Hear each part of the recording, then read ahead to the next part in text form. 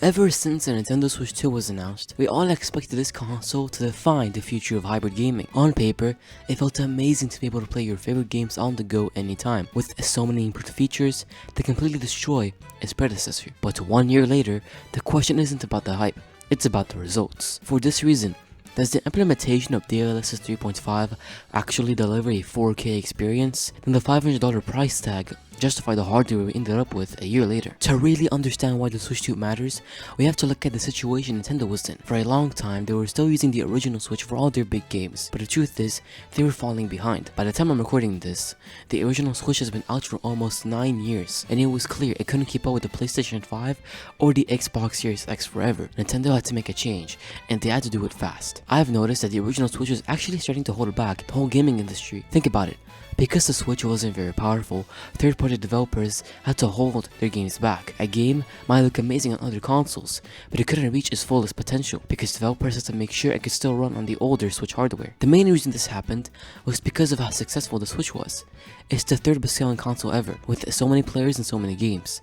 Nintendo couldn't just give up on all those people. Players were begging for something new for a long time, and we finally got that with the Nintendo Switch 2. It's basically a much better version of the original. Honestly, it was the best move Nintendo could have ever made. The original formula worked perfectly, so it made sense to take that same idea and push it to a much higher level. But did we really get the big changes we were waiting a decade for? Alright, let's get the basic stuff out of the way.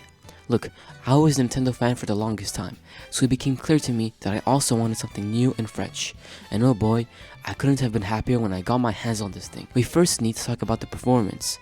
The Switch 1 ran games terribly for today's standard, and most were at 720p 30fps. But now, games can run at a staggering 4K resolution and even 120fps. Big jump right there. It's pretty much on par with something like the PS4 Pro. Next up is the games, and that's the part that matters the most. On launch, we got Mario Kart World. Yeah, that's about it. I have to be straight with you, the lineup for the Switch 2 is whack compared to Switch 1. Then we got Mario Kart Deluxe, The Legend of Zelda Breath of the Wild, and even more bangers. For the Switch 2, yeah, the absolute scummy paid tech demo in the Mario Kart game that was a bit of a boring experience for me. But hey, at least we got more games over time like Donkey Kong Bonanza, which was a masterpiece, and the Switch 2 supports backwards compatibility, which is great. However, some Switch 1 games got exclusive benefits. These are the infamous Nintendo Switch 2 editions. I actually got The Legend of Zelda Tears of the Kingdom upgrade pack, and honestly, it was breathtaking. I felt like the version of the game Nintendo always wanted us to see. But here's something that usually gets ignored, it's the physics. On the original Switch, the hardware was so weak that developers had to literally turn off the physics. But with the Switch 2, that ceiling is finally gone. In a game like Donkey Kong Bonanza, you can see it everywhere.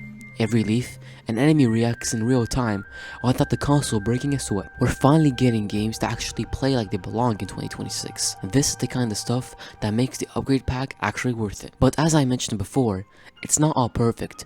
Even with all these great improvements, there are some things that didn't go quite as planned. It's time to get into the stuff that actually drives me crazy. For this much money, we shouldn't be dealing with some of this nonsense. First up, the pricing. And pure greed. $500 for the console's already pushing it. But $80 games and those scummy paid upgrade packs for games we already own, Nintendo's acting like we have infinite money. It's peak greed.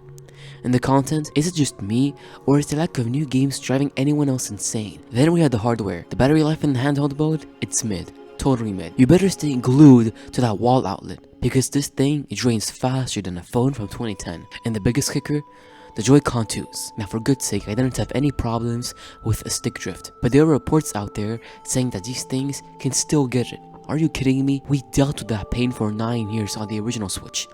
At least Nintendo's finally offering free repairs this time. Now to be fair, the new Switch 2 Pro controller is actually really good. It's the best way to play those bangers like Tears of the Kingdom. And look, I'll give them credit for GameCube support on Switch Online, but honestly, I'm not paying for that. It's just another extra cost. Then you look at features like Game Chat and Game Share. They barely even work.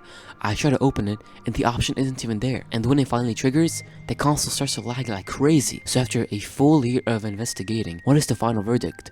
Is it worth your hard-earned cash? Honestly, I love this thing. I'm a handheld fanatic, and playing bangers at higher resolution and frame rate is just, it's exquisite. I'm giving it a solid 8 out of 10. Why is it worth now? The library is finally catching up. The value is finally there. But listen, if you have not picked one up yet, move fast. There are some reports of a price increase coming this September, and it's already starting in Japan. Avoid that extra cost and get in now while you can. If you want to stay ahead of the game and know which consoles are worth your money, hit that subscribe button. Join the community here at Oth Game so you never miss a banger. But hey, what do you guys think? Is the Switch 2 an 8 out of 10 for you? Let me know in the comments. See you.